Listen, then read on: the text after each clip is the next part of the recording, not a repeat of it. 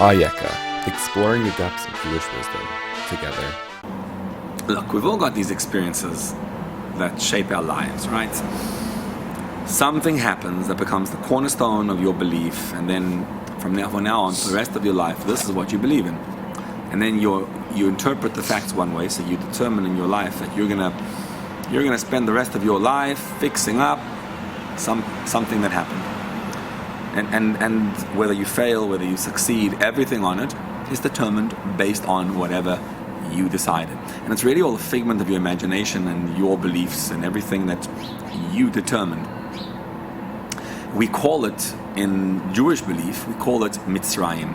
Mitzrayim means a state of limitation, which is a vantage point that you have, right? So now, this is what you believe to be the truth. Now, there's something called Yetzias Mitzrayim, which in the Torah, 50 mentions are made in the Torah, that's the number, of Yetzias Mitzrayim, of escaping, of the exodus from the state of Mitzrayim. So the narrative as we know it is that one day there was this fellow called Moses who came, and he was 80 years old, and he told Bnei Israel, he told the people of Israel, you're out of Golus, and he went to Paro and he says, no more exile, let my people go. And that narrative tells us that one day something's going to happen, and Mashiach's going to come, and the whole world will change, and everything will be amazing. So I saw this, I was learning this Panim Yafos. The Panim Yafos is a book, it's a sefer, authored by Pinchas of Koritz. He was a Rav in Germany, in Frankfurt. He was a student of the Maggid, and his Rebbe was the Baal Shem Tov. He's an interesting personality because he was in Germany, and Hasidism in Germany was different. Anyway, he's got this book, Panim Yafos. So in it, he says, I don't understand.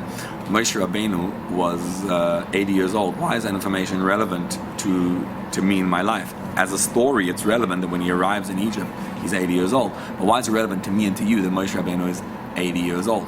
In fact, mind you, he wasn't even 80 years old. He was actually 79, because when he took them out, he was 80, but the Makkos, the plagues, took a whole year altogether. And so he would have been 79. So why does it say that he was 80? 80th year, yes, technically. So he got me when he says this word. He says, he's 80 years old, he says. 80 is 8 times 10. 7 is the 7 emotions that we all have. So Moshe Rabbeinu conquered all 70 emotions. And then behind the emotions, now let's not get into the details of the Kabbalah, but this is the point, that there's a bina, which is an understanding and a perspective that you have behind the emotions. Okay, so Moshe Rabbeinu worked on himself on all 80 levels that he had. So 70 levels he worked and he conquered his emotions. He was in touch with every little emotion that he had. And then he went behind the emotions and he was in touch with the bina, the brain power, the brain chip that leads to those emotions. And when he hit the level of 80, which is the level of ultimate perfection on his self, at that point, he was able to get them out of Mitzrayim.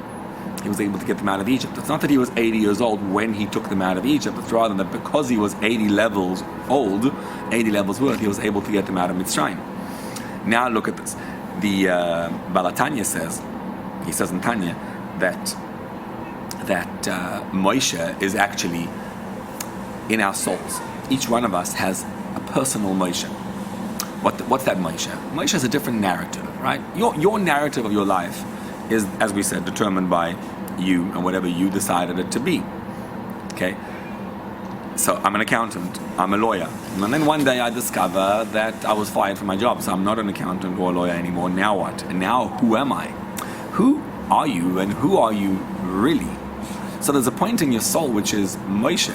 Moshe is the divine rendition of your narrative. Like what does God think of you? And what is the Creator who imbued you and made you, what does He think of you? And that's a different level of what Moshe is. So that Moshe needs to grow inside of us. We each know intuitively that there's a different narrative, but we don't access that narrative. And when Moshe hits the 80 years old, the 80 mark, that means you really work it through. Now you're able to escape Mitzrayim. So practically, how do you do that? Every time you recognize God's presence, when you say Shema Yisrael, Hashem Elokeinu Hashem Echad, okay, you close your eyes, Shema Yisrael, Hashem Elokeinu Hashem Echad, and you meditate on the oneness of God. So you're telling a different story. I'm being told a story that I have to go work, I have to become an accountant, this is what I am, that's what defines me. But there's a whole other story. There's a story of what was I created for, what's me, what's the true being of who I am. And as you ponder that and reflect on that every single day, you develop. It doesn't take hopefully 80 years, it takes 80 levels, but slowly but surely you change the narrative of your story. And when you really, really reflect on that, and you see that Shema Yisrael, contemplate, reflect, that Hashem Elokeinu Hashem Echad. So what's the end of Shema? We always have Ani Hashem Elokeichem Asher Yotzeisi Eschem Mieretz Mitzrayim. I took you out of Mitzrayim. When you get that, you're no longer in the state of Mitzrayim. It's a matter of being able to shift our perspective and shift your whole thought process of who you are, what guides you, what makes you. And slowly but surely in life, as you internalize the message, you're able to respond from a better place. The more you believe it, the more real you become in your life.